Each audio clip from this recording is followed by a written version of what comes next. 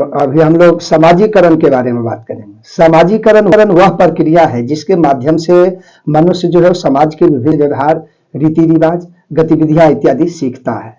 जैविक अस्तित्व से सामाजिक अस्तित्व में मनुष्य का रूपांतरित भी जो है वो समाजीकरण के माध्यम से ही होता है। समाजीकरण के माध्यम से ही वह संस्कृति को आत्मसात करता है।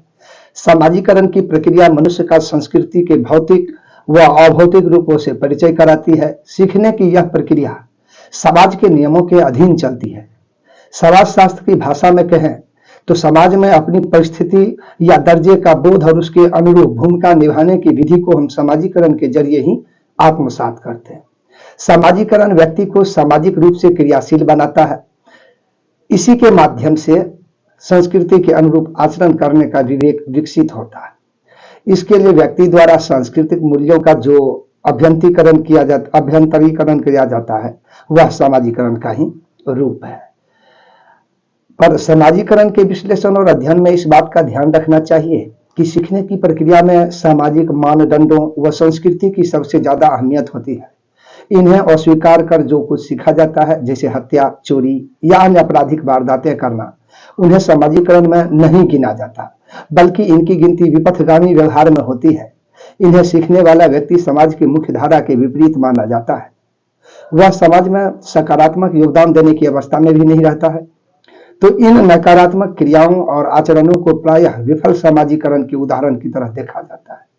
इस प्रकार समाजीकरण जो है व्यक्ति को समाज का प्रकार्यात्मक सदस्य बनाकर समाज की क्रियाओं में भाग लेने में समर्थ बनाता है। समाजीकरण की एक सबसे महत्वपूर्ण विशेषता यह है कि यह जीवन पर्यंत चलने वाली प्रक्रिया है। व्यक्ति की परिस्थिति व सामाजिक भूमिकाएं बदलती रहती है और उनके अनुरूप व्यवहार के लिए उसे जो है आचरण तथा व्यवहार के नए प्रतिमान सीखने पड़ते हैं। उदाहरण के लिए बचपन में जहां बच्चा समाजीकरण के माध्यम से माता पिता, संबंधियों व बुजुर्गों से जो है व्यवहार करना सीखते हैं, वही युवावस्था में उसे नए सिरे से दफ्तर में अपने सहयोगियों, वरिष्ठों, पड़ोसियों आदि से व्यवहार के तौर तरीकों को सीखना पड़ता है। यहाँ तक कि वृद्धावस्था में भी व्यक्ति नई भूमिकागत अपेक्षाओं के अनुसार संबंधित सामाजिक व्यवहार ग्रहण करता है। तो इस प्रकार समाजीकरण वह प्रक्रिया है जो जन्म से लेकर मृत्यु तक लगातार चलती रहती है। तो समाजीकरण में सीखे गए सामाजिक और सांस्कृतिक मूल्य देश काल सापेक्ष होते हैं। इसीलिए समाजीकरण की प्रक्रिया भी देश काल सापेक्ष होती है। जैसे कि कुछ कबायली जातियों में बच्चों को अस्त्र शस्त्र का प्रशिक्षण देने पर और शहरी समाजों में बच्चों को औपचारिक शिक्षा प्रदान करने पर बल दिया जाता है। तो समाजीकरण समय के साथ परिवर्तन होती है। आधुनिक भारत में जाति भेद आधारित समाज में जातिगत पेशों तथा कर्मकांडीय स्थिति के अनुसार भी समाजीकरण होता रहा है। जैसे कि निम्न जाति के बच्चों को कृषि, दस्तकारी व शारीरिक श्रम के लिए तैयार किए जाने का चलन था, जबकि ब्राह्मण बालकों को शिक्षा प्रदान की जाती थी। तो विश्व के अलग अलग भागों की संस्कृतियों में काफी भिन्नता है, इसलिए समाजीकरण स्थान सापेक्ष है। यह काल सापेक्ष इस प्रकार है कि गुजरे जमाने में भारतीय समाज में स्त्रियों के लिए पर्दा करना, शर्माना और धीमे स्वर में बोलना आदर्श व्यवहार था, जबकि आज स्त्री पुरुष बराबरी के युग में स्त्रियों से इस तरह के सामाजिक व्यवहार की अधिक अपेक्षा नहीं की जाती। पहले बच्चों को चरण स्पर्श की शिक्षा दी जाती थी, जबकि आज वे बाय बाय करते हैं। यानी मूल्यों व विकास के पैटर्न में जो है बदलाव ने समाजीकरण की विधि को भी बदल दिया है। समाजशास्त्रियों ने समाजीकरण की पूरी प्रक्रिया को दो हिस्सों में विभक्त किया है, प्राथमिक समाजीकरण और द्वितीयक समाजीकरण। यह विभाजन समाज के प्राथमिक व द्वितीयक जो है संस्थाओं के विभाजन पर आधारित है। प्राथमिक सामाजिक परिवार, पड़ोस एवं नातेदारी, मित्र समूह व आरंभिक स्कूली शिक्षा के माध्यम से होता है, जिसमें बच्चा समाज का सहभागी सदस्य बनने के बारे में बहुत कुछ सीखता है। परिवार को सार्वभौम मानकर वो जो है समाजीकरण में इसे आधारभूत संस्था के रूप में देखा जाता है।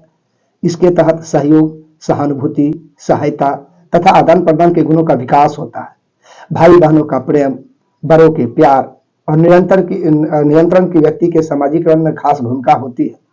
द्वितीयक समाजीकरण किशोरावस्था से आरंभ होता है, जिसमें व्यक्ति अधिक औपचारिक वातावरण की आवश्यकताओं के अनुसार आचरण करना सीखता है। इस अवस्था में कॉलेज, विश्वविद्यालय, राजनीतिक संस्थाएं, बाजार व दुकान जैसी आर्थिक संस्थाएं, सांस्कृतिक संस्थाएं, दफ्तर व फैक्ट्री जैसे व्यवसाय समूह आदि को समाज प्रकार्यात्मक सदस्य बनने में मदद करते हैं। तो समाजीकरण सामाजिक नियंत्रण की समस्या का भी सही समाधान प्रदान करता है। सामाजिक नियंत्रण में मुश्किल तब आती है जब लोग सामाजिक मानदंडों के अनुसार व्यवहार नहीं करते। सामाजिकरण से समाज के सभी सदस्य एक सी जो है सामाजिक स्थिति में एक सा व्यवहार करते हैं और समाज में संतुलन, शांति तथा सामंजस्य बरकरार रहता है। सामाजिकरण के अंतर्गत द्विसामाजिकरण जैसे प्रत्यय का प्रयोग भी किया जाता है।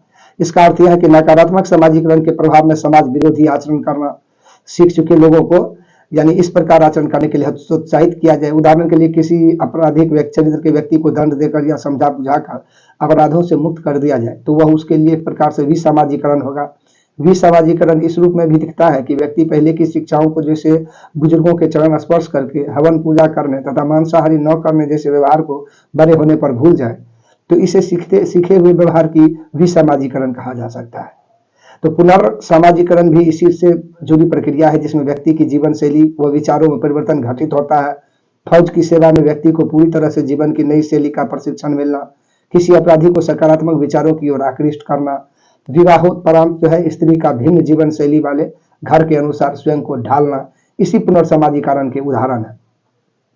तो समाजीकरण को विभिन्न विचारकों और समाजशास्त्रियों ने सिद्धांतों के आधार पर समझाने का प्रयास किया है जिनमें G.H. Mead, Charles Cooley, Emile Durkheim प्रमुख है।